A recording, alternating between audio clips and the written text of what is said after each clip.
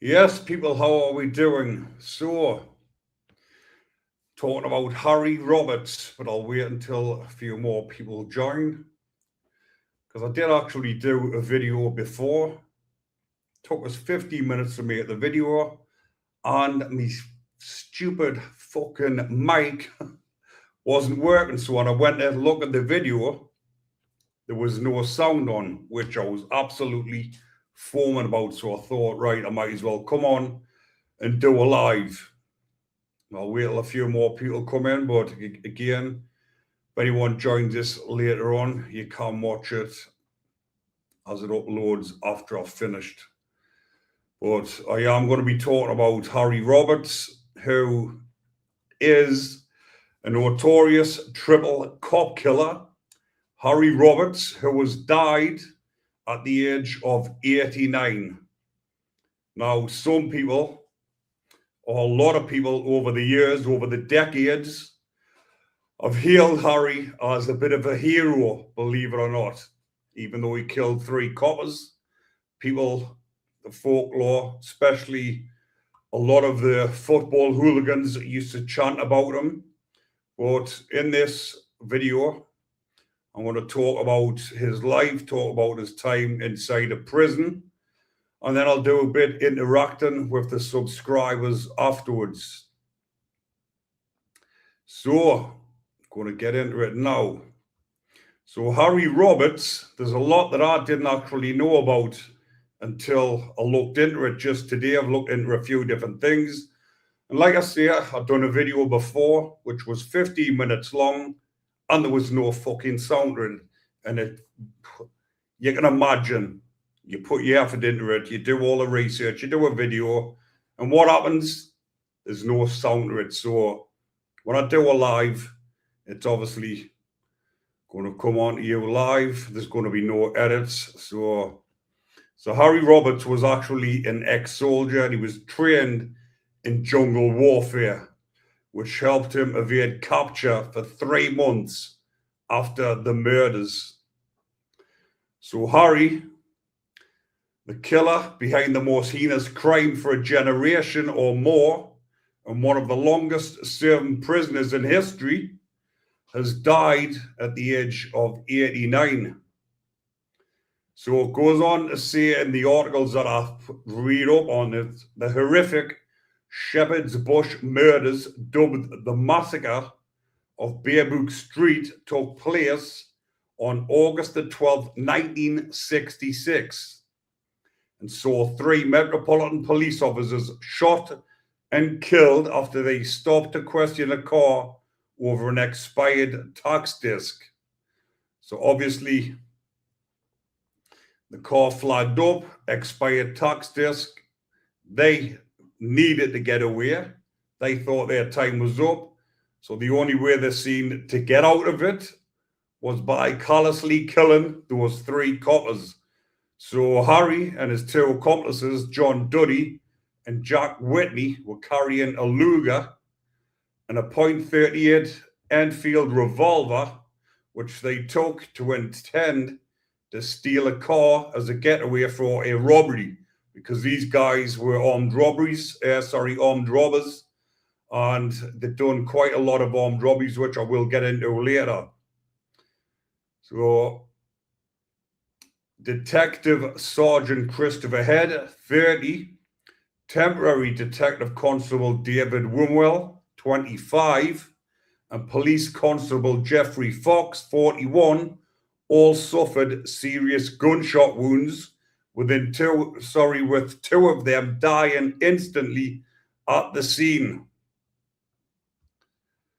Roberts, well, I'll refer to him as Harry. Harry shot DC Wimwell through the left eye, leading DS Head to run back towards the police car before being shot by Harry himself. And then Duddy and Whitney were arrested by police in the hours and days that followed. But Roberts, an ex-soldier and experienced jungle warfare from 1948 Malayan emergency, used his survival skills to evade capture for 3 months.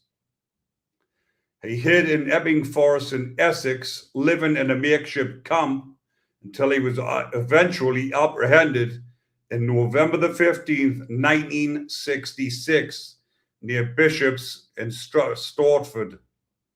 He would be convicted of murder alongside Duddy and Whitney just under a month later on December the 12th the same year.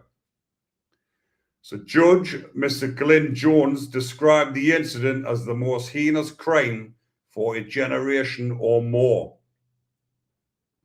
The men were spared execution as capital punishment had been abolished in Britain only a few months prior and were instead sentenced to life imprisonment with a recommendation of 30 years. Harry was released from prison in 2014. So you can imagine how, what's the word I'm looking for, how pissed off the authorities would have been that they were spared execution because it was abolished only a few months prior to these murders. So you can imagine all these politicians, judges, coppers would have been absolutely raging and foaming, knowing that this had just been abolished. But when Harry was in prison, he was known as one of the top dogs. He was in the dispersal prison, and as you can imagine, for what he was in for, all the top lads in there respected him. He was in among some of the biggest notorious gangsters the country has ever seen, and he got on well with them. And he had, like I've just mentioned, he had a massive name within the prison system. So I will talk now a little bit about some of the robberies and what his earlier life was all about. So we'll get it up here. So 2 seconds, sorry. In his late teens, Harry was sentenced to detention after using an iron bar to attack a shopkeeper during a robbery. He served a 19-month sentence inside Gaines Hall Hostel and was released in January 1956. So 1 week after leaving the Borsal, Harry was called up for national service and joined the Rifle Brigade, with whom he served during the Mau Mau uprising, a Malayan emergency. Of his service in the jungle, he said that this was where he learned to kill, and that he had personally killed at least 4 people whilst serving. Harry had claimed that he had reached the rank of sergeant while in the army, although others have given his rank as lance corporal. Journalist and former armed robber John McVicker said Harry gloated about the killings while in prison and had acquired a taste for killing prisoners of war on the orders of his officers in the army. And after leaving the army, Harry returned to his criminal activities and, in partnership with Jack Whitney, carried out dozens of armed robberies, targeting bootmakers, post offices, and banks. He said the most that he earned from one single job was £1,000. Well, back then, £1,000 was a lot of money. Whitney was the eldest, the boss. He knew the best places to rob. Duddy joined later, and in 1959, Roberts and an accomplice posed as tax inspectors and gained entry into the home of an elderly man. The man was bound, gagged, robbed, and beaten about with a glass decanter. Harry was arrested, and at the trial, the Judge Maud QC said, "You are a brutal thug. You came very near the rope. This time, it is to be hoped you do not appear before us again." Harry received a sentence of 7 years. So again, when the judge said there, you were very near the rope back then, obviously, that's when he could have been sentenced to death. Obviously, he's done his 7-year sentence, getting out, and that is when he went on to do the further crimes. But when I was on about the cultural impact before, It's a lot of the football hooligans at the football matches used to run on and shout on, and Harry became a cult figure among some anarchists and football hooligans with the chant, Harry Roberts is our friend, is our friend, is our friend. Harry Roberts is our friend, he kills coppers. Let him out to kill some more, kill some more, kill some more. Let him out to kill some more. Harry Roberts as well. He shot down 3 Shepherd's Bush, Shepherd's Bush, Shepherd's Bush. He shot down in Shepherd's Bush our mate Harry. And this is what I was on about, which originated with groups of young people outside Shepherd's Bush police station after Harry had been arrested. So that's what I was on about him becoming some sort of, 2 seconds while I put this up, coming about some sort of folklore hero, because he killed 3 coppers, which obviously is bad doing. But the way people are and the way people's mindsets are, he's at people are at football matches chanting, shouting at the coppers about Harry Roberts killing coppers. So you can imagine how enraged they were. But like I say, Harry, the reason why I've come on and spoke about him on here is because, like I've said, 2 seconds, I'll add that banner back up if I can. Like I say, Harry Roberts has become known as some sort of folklore hero throughout his time, like a lot of the old-time robbers, people like Kenny Noy, who killed coppers as well. People like that have top names, and everybody talks about them. Like the Crays, they are, like I've just mentioned, folklore heroes in a sense. Excuse me, because I have had a bit of a bad chest. But I will now talk to some of the subscribers on here and see what people have got to say and think about what you've got to say about this Harry Roberts and what people think about it. But like I say, he spent 48 years in prison. He got out when he was 78. He died at 89, so he did have well over a decade out as a free man, which a lot of people never thought he would have seen the light of day again, but he did. He got out and he lived his life, the rest of his life, on the outside. But it did go on to say that whilst he was in prison, obviously he was involved with a lot of things. And it did say he went to an open prison once and he got sent back to closed conditions because he was supposedly involved with drugs. But that could have just been down to the coppers making up stories or the prison officers just to get him put back in closed conditions. Because as you can imagine, the coppers would not want Harry Roberts back out on the streets. So I bet you any money when he got out, he had a hard time off the coppers, and the probation would have given him a hard time. But I'm going to interact with the subscribers now, see what we say.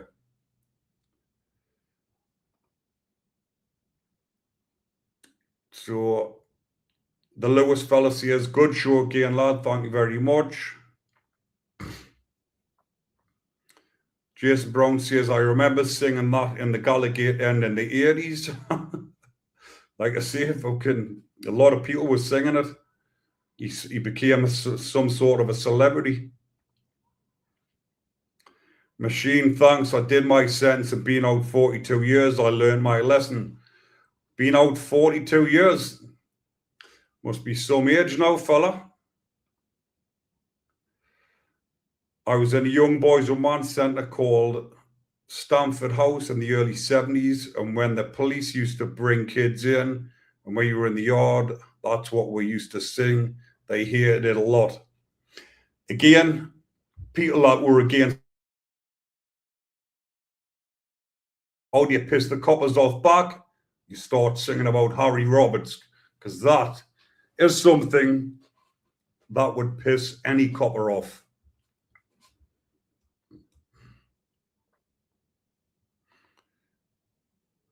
So Sid says, I'm old enough to remember this and the rhyme made up about him. Harry Roberts is our friend. I do believe it used to, it still gets sung now, obviously. When the coppers are there and the coppers have been a bit rowdy themselves or been a bit heavy-handed, what are people going to do? Shout about Harry Roberts.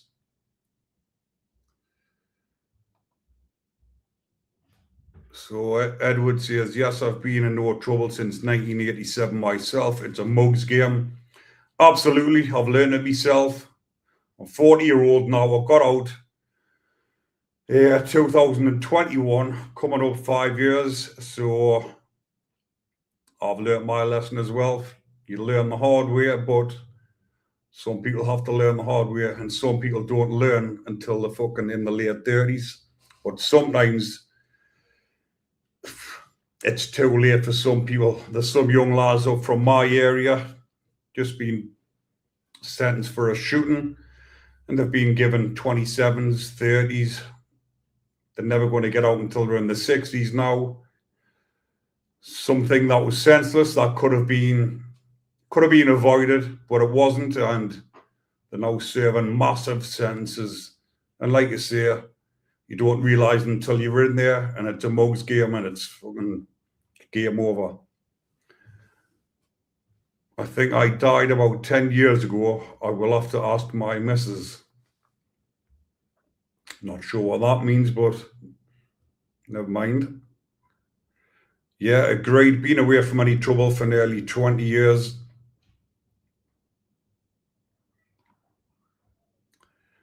So, Rosie Wyndham, hi from Melbourne, Australia. Got subscribers from all over the world, Australia, the USA. I can just see it. I was trying to think of a few more there, but yeah, I've got subscribers from all over the world, New York. I know that's USA as well, but there's any amount from different states that watch my channel. Yeah, any more people want to questions, any shout outs, anything, give us a shout. But yes, I've done another video that I'm going to release later on tonight about another bacon that's died inside a prison, because that's what the majority of you like watching on here. Like hearing about all these bacons that have died, and I keep you all up to date on that.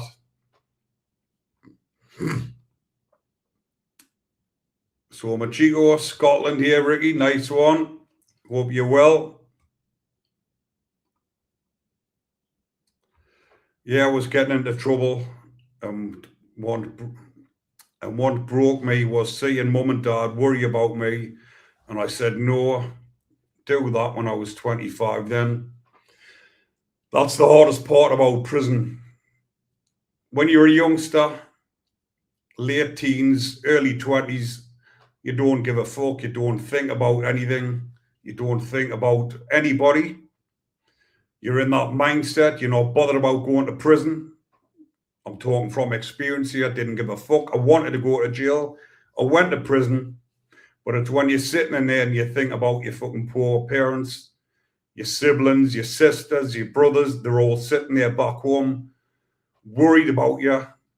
They're serving the time as well, and it's not fair on them.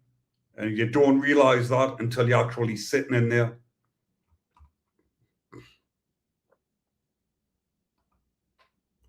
So Alan says, I've never been to prison and can't even comprehend life behind bars.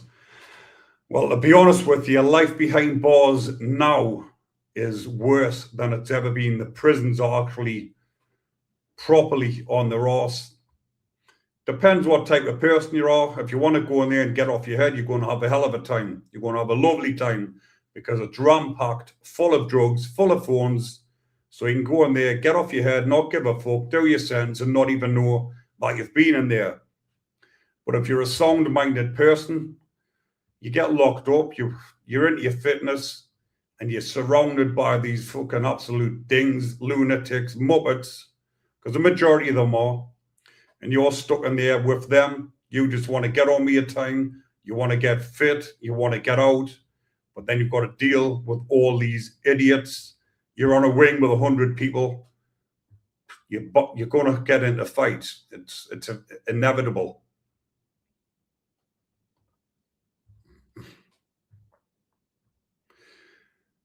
Did you meet anyone while you were in prison that was wrongly convicted of a crime they didn't commit? Actually did. I met a couple. One of them was from up in Newcastle. I'll not go into the case, but he was not involved in the crime and he got a 6-year IPP. He got roped into it. He had nothing to do with it. He got 6-year IPP. And because he didn't conform with the system, he didn't do the courses, he didn't do what was asked of him, because he was adamant. He was saying, listen, I didn't do it. I'm not doing the courses. He ended up doing 12 years in prison, the poor fucker. Obviously, he didn't rat on anybody. He kept his head down. He didn't do the courses, but he eventually got out. But he done 12 years for something he didn't do.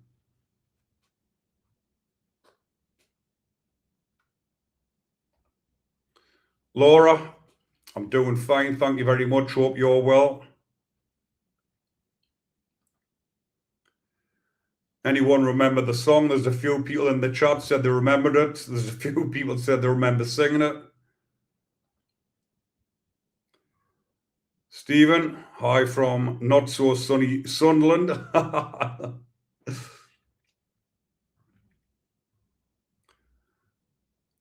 I saw so-called gangsters crying on their loved ones' birthdays or Christmas.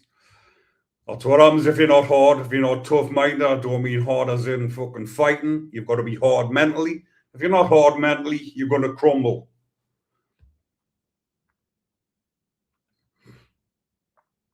Most people say they're innocent. I spent from 11 to 27 in various establishments. It's a sad life, really. A lot of people do, but that story that I've just said there, it is actually true, because I was actually in with the lads that actually done the crime as well, and they actually said that poor fucker didn't even do nothing.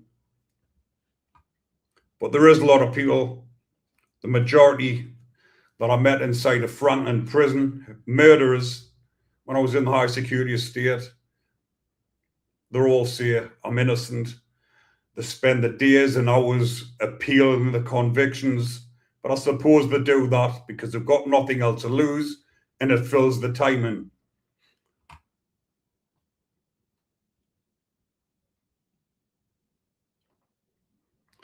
So why did they even do this to the police? What was the motive? And I hope I didn't offend you on your last live when I said, I'll put you under your bed. It was just prison slang banner.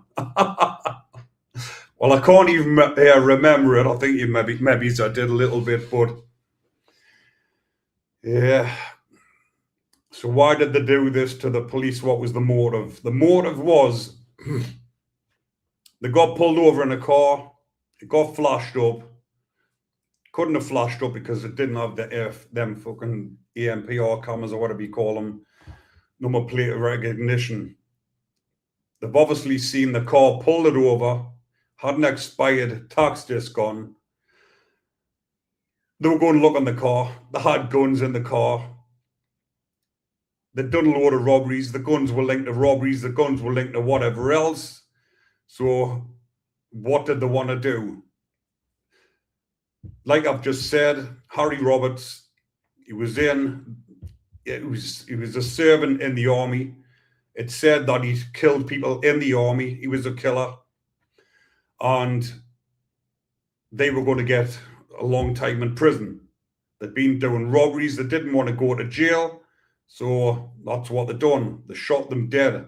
That was the obvious motive. That's the reason why they done it.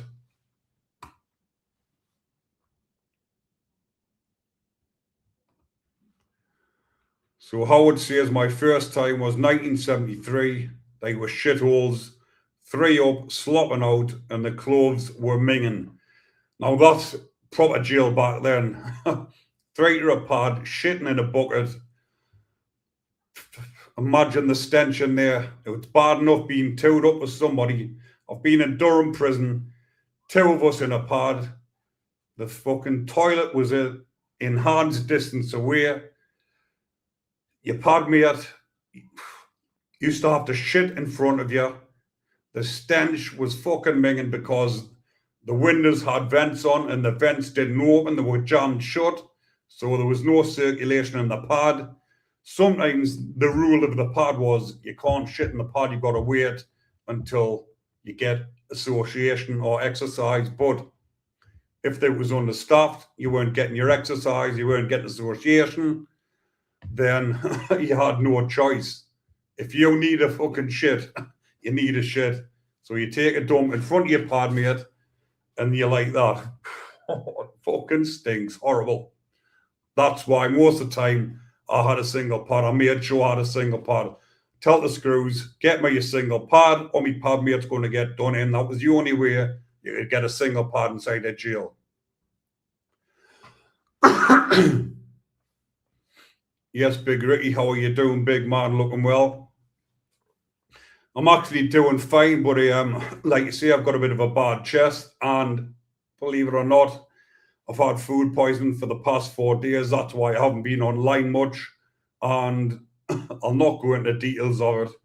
But I'm getting some medication from the pharmacy this morning. But like I say, we've just been talking about slopping out, so I'll not go into the details of me food poisoning because some people might be eating the breakfast back in the UK. So Carson TV, Jeff Hope, yeah, they get Christmas dinner. Someone's just been asking about Christmas dinner. Yes, you get Christmas dinner, but it is absolutely fucking vile. So, talking about Christmas dinner. Every fucking year, up in the jails in the Northeast, the Chronicle would put in the screws would release the prison Christmas menu because you get to pick what you want. The screws would go to the press, give it to the Chronicle and say, look at what these cons are eating. They are eating better than anybody on the outside. Bullshit. The dinners were absolutely vile. You would get a couple of Brussels sprouts, some hard potato, a slice of turkey, but it was processed sliced turkey, and a little bit of cabbage. You might get an orange as a treat and a little penguin biscuit. That was your Christmas dinner. It was absolutely fucking vile. I never used to eat it. I'd rather have noodles. This was my go-to food in prison. Noodles, tuna or mackerel, and hot sauce. It was fucking lovely. I still ate it when I got out.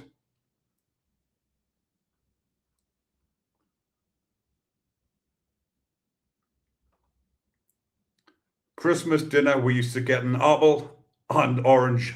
Yes, like I've just said. That was your treat. That was your dessert. They would treat you to an apple or an orange. Then you might also get treated, like I've just said, to a penguin biscuit. And I've told a story before about a prisoner that didn't get his penguin biscuit, and there was a massive fight on the servery. He was going to get slashed up because he didn't get his penguin biscuit. He went back and asked for it. The lad behind the servery was pocketing them because he's a fat bastard. He was pocketing the penguin biscuits, not giving it to the lads, keeping them for his cell. One of the lads went back to get his penguin biscuit. He said, fuck off, you've already had it. And that caused murders. So I've told this story before on a video when I've said, like, fights can start over anything. Someone was going to get properly served up and done in over a penguin biscuit. That should have been the joke on the back of the wrapper.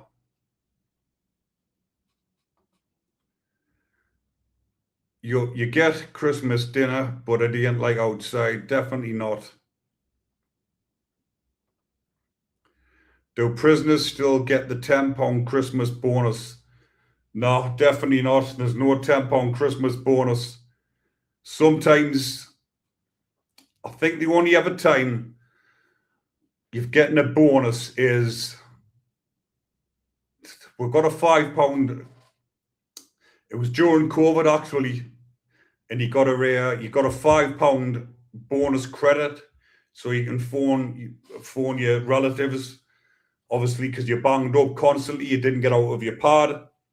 But most of the jails had phones in the pads, so you got a £5 credit on your phone. But you definitely don't get any bonuses at Christmas.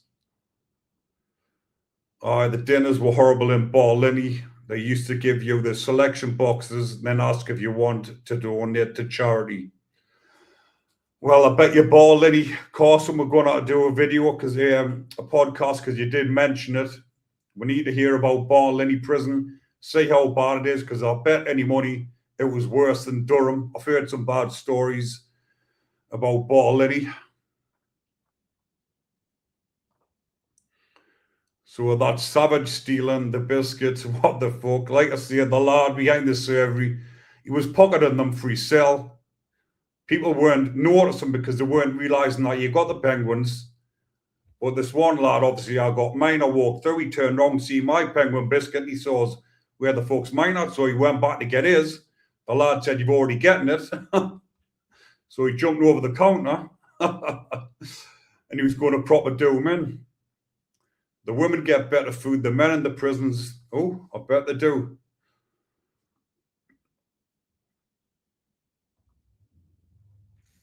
I got a 1/4 ounce of burn and a small bag of sugar. You wouldn't have gotten the 1/4 ounce of burn off the prison, I don't assume. Right, any more? Just flicking through, see if I've missed any.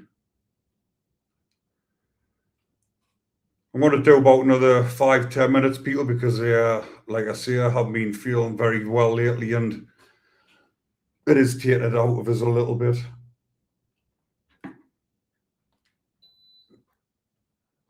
Just put my aircon back on because it is a bit warm here.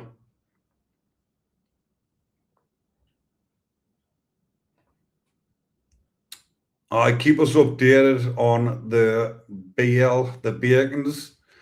So like I say, I've done another video which I will release tonight as well. Tonight UK time. And it's about another bacon that has passed away. And this is what we'll love on this channel. We'll love hearing about the bacons leaving this planet, leaving this world.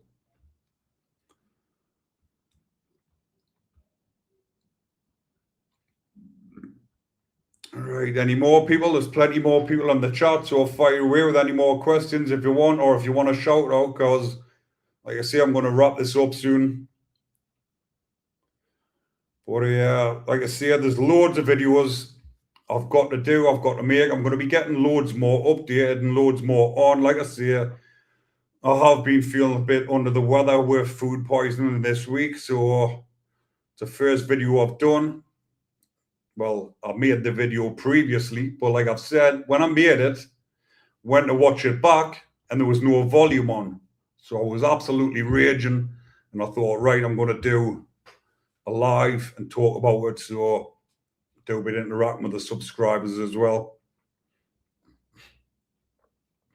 So Carson says we will get something sorted, Ricky, as there are a lot of things I don't understand about English prison system. The Scottish jails, i.e. Muslim Brotherhood, running the jails in England as they don't in Scotland. Probably because there isn't as many up in Scotland, I wouldn't imagine. But yes, I'll be the first to admit, they don't run all the prisons, but they do run the high security jails, which it's getting worse because, as you can imagine, the amount of migrants, or should I say illegal immigrants, that are committing these rapes, these murders, everything, there's fucking hundreds of them. What do you think's going to happen now? The prisons are getting overrun with them. They're committing murders, heinous crimes, which are giving them massive sentences, which is landing them in the dispersal prisons, the high security jails. So what are they going to do when they get in the high security jail? They're going to join the Muslim Brotherhood, which is going to make them more bigger and more powerful and going to overrun the estate. It's fucked up. It's horrible. It's a bad situation for the fucking English lads, British lads in the prisons, having to deal with all these fucking illegal immigrants coming in, joining the Muslim Brotherhood, trying to convert people. And if you don't convert, you get done in. Hey, Rick, can you do a video on Stephen Atta? I've never heard of him, but I will have a look to see who it is, and I'll have a look and I'll let you know. Hello, Ricky, mate. It's Rocky. Oh, hello, pal. How you doing? Good to hear. Where's Chrissy Hills at what jail? I think Chrissy's in Full Sutton. Yeah. Last I heard, he was in Full Sutton Block. He's an absolute lunatic, Chrissy. How are you keeping anyways, Kyle? Hope you're keeping well, pal.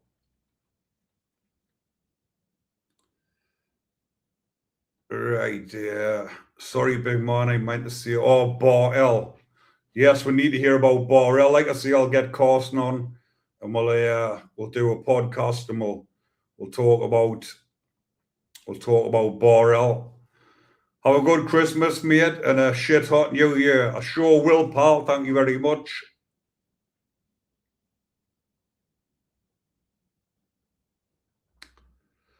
So DJ, how you doing, pal? Morning. He says, missed you live again. It doesn't matter. Once it's there, once I finish it, it'll upload and you'll be able to see it again. I got to go. Thanks for the update. Bye, all. Nice one. Cheers for joining, Edward. So DJ, I'm good, big fella. Nice one. Nice to hear that you're doing well. Long time subscriber. Thanks for your support. So Tin Peel TV collab Barlini. We've done a couple of podcasts, me and Tin Peel.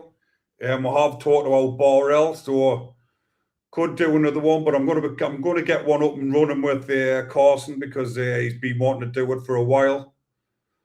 But right, what we got now? I'm going to do another 5 minutes, people. So fire away, and then I'm going to wrap it up. I'd rather get done in than join that scummy brotherhood.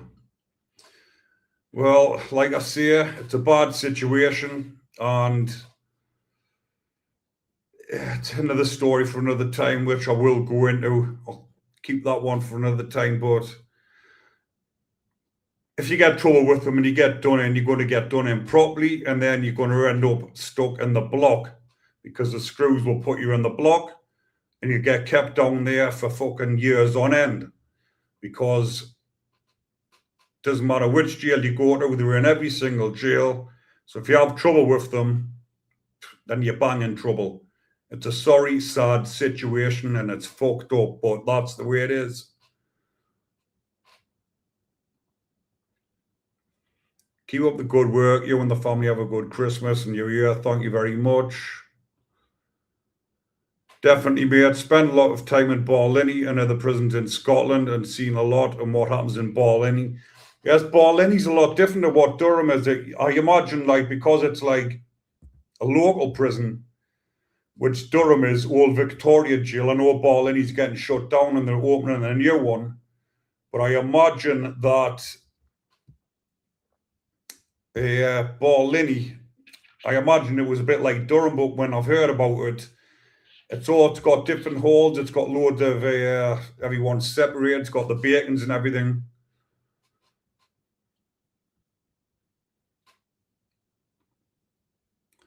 So DJ Media in Manchester News for being a slavering nonce. I did hear a little bit about that, so I'll have to have a look into it. So DJ says, you mean the Muslim Brotherhood? Yes, we've just been talking about that. I'm saying Carson's on about, he wants to know the difference because down in the English prisons, he says he's heard the Muslim Brotherhood run them. They run the high security prisons, as in they've got their stronghold on them. They don't run all the prisons. They've got obviously not the Cat Cs, Cat Bs, and different things like that. But they do have a stronghold on the high security prisons. But up in Scotland, he says Scottish jails are different. The Brotherhood have zero power, probably because, like I've said, there's not as many. So I'd like to hear the differences on that. Do a video of Steve Adder, Liverpool. Or is that the fella that's just been sentenced for ploughing them people in the crowd? I think that's who it is, yes. Steve Adder. He's ploughed into the people in the crowd, didn't he? Got a good sentence.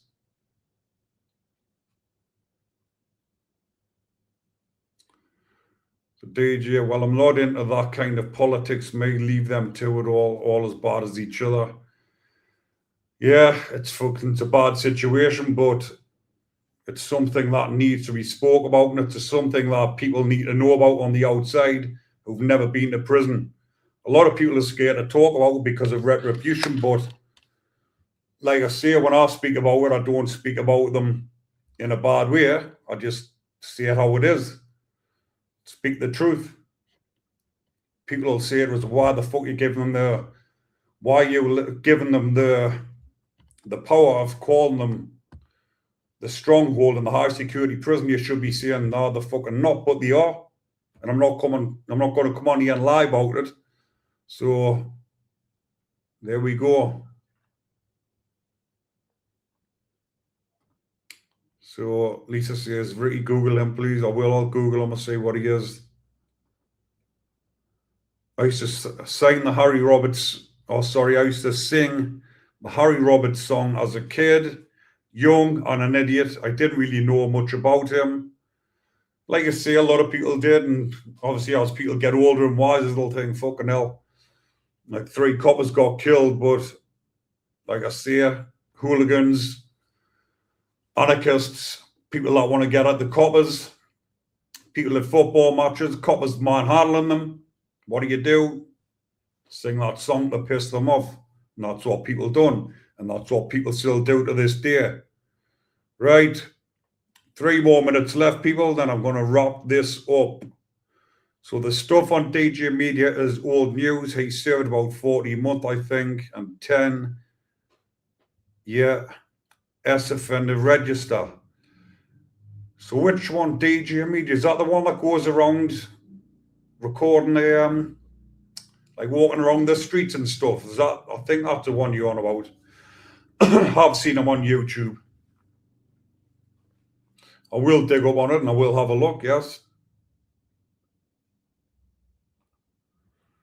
Well, I used to do a bit of footy with lads up in Burnley, but not anymore.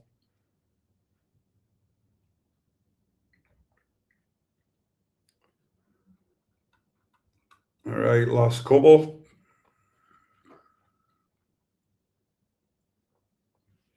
So if anyone has just joined and you're wondering what this is about, obviously talking about Harry Roberts, that was the main topic at the beginning. I spoke about him, spoke about what he done, spoke about his prison time, spoke about before prison, spoke about when he's in the army, and spoke about the crime. So once I finish this live, it will upload automatically and you can watch it again. I met DJ Media once outside the worst police station, Charing Cross. Right, people, I'm leaving that one there for now. I hope everyone enjoys the rest of your day. Stay safe, stay tuned, spread the word, share the channel. Always remember to comment and like because it does boost the channel. And I will be uploading another video later on about some bacon who's just died. Well, I'll leave it for later, but some bacon has died alone in a cell. A horrible piece of shit that was serving 18 years. And he was doing things with little ones that were really young. Horrible, horrible piece of shit. But keep tuned for that one later on. Take care, everyone. Enjoy the rest of your day. And most importantly, as always, stay safe.